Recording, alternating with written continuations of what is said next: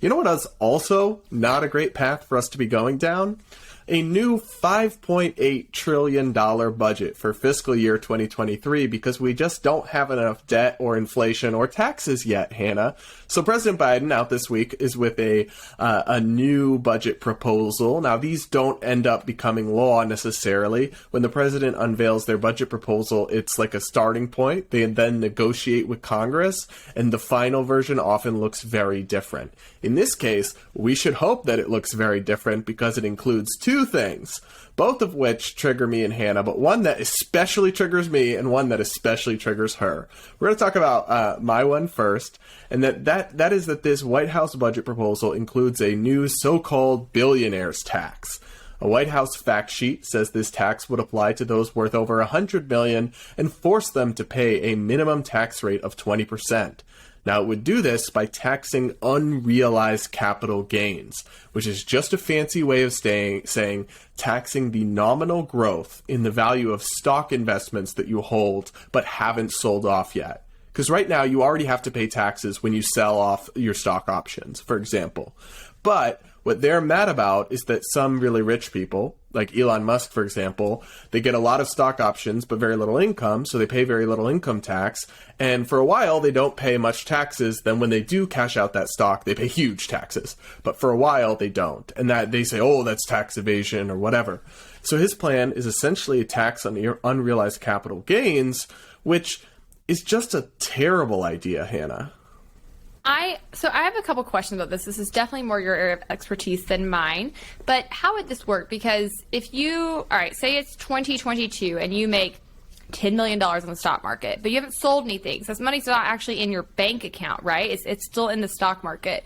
They would tax you on that $10 million. But then what if the stock market just like crashes January 1st of 2023? Then you have so much less money in the stock market. Do you get that money back? I've never heard of this. This sounds really weird to me. That's the problem, is that you're taxing hypothetical money that doesn't exist yet, right? It's crazy town, because the only option, because it's just a proposal, we don't know the details. But to answer your question, there's a few ways they could do this.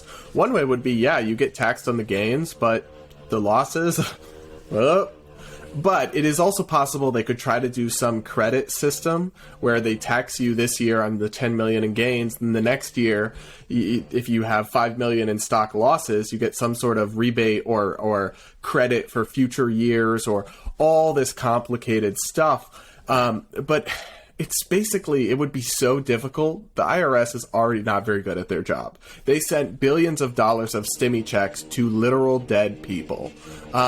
It would be extremely difficult to manage this tax and apply it. It would be a recipe for more bureaucracy and chaos.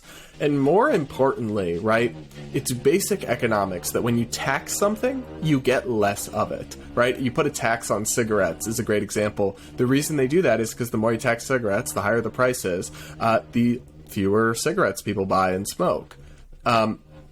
Same with this, but a capital gain is literally just by definition a return on a productive investment you have made in the economy.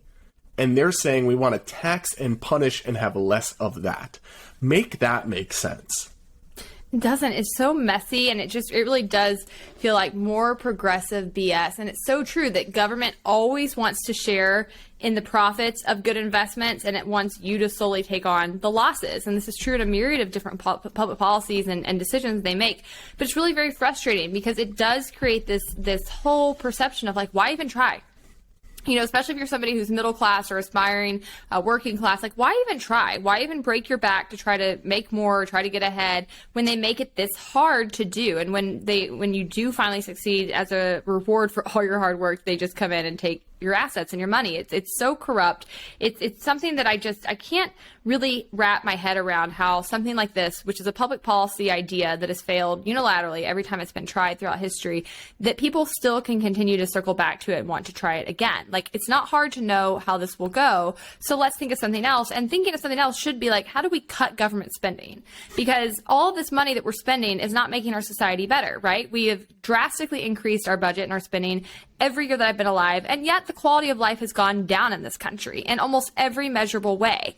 Our society is not doing well, and I think that we need to step back and recognize that in large part is because we continue to take from the creators, the people of action, the smart people in our society, and disincentivize them towards making life better for the rest of us. And I think that this is just an overall real issue with how we view the world and how we demonize success in this country, and how that's what actually trickles down, right? Is this misery when you don't have people who are actually titans of industry going out and figuring out innovative ways to improve society, to improve human conditions, to actually use their resources to create new ideas. Instead, you have government taking more and more of that money and basically trapping it to where it can't then go out and chase innovation and chase growth. Instead, It keeps getting thrown away and wasted and used in really crony, corrupt ways. And at some point, people just have to wake up and recognize this. There's nothing compassionate about continuing to give government tons of money to spend on social programs, because those social programs have never once worked to actually pull anybody out of poverty. It's got to stop at some point.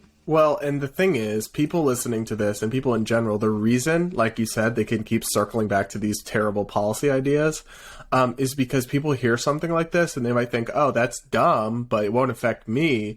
That's not true, sweetie. Anybody who has a 401k, this will affect. Anyone who owns stocks, which is about half the country. So you can't simply think that, look, it's not like I'm some simp or shill for billionaires. It's more that these things have sweeping economic ramifications that affect all people in this country, or at least a lot of people. So it's not as simple as, oh yeah, it sucks, but it's only going to hurt the rich. That's not how it works. And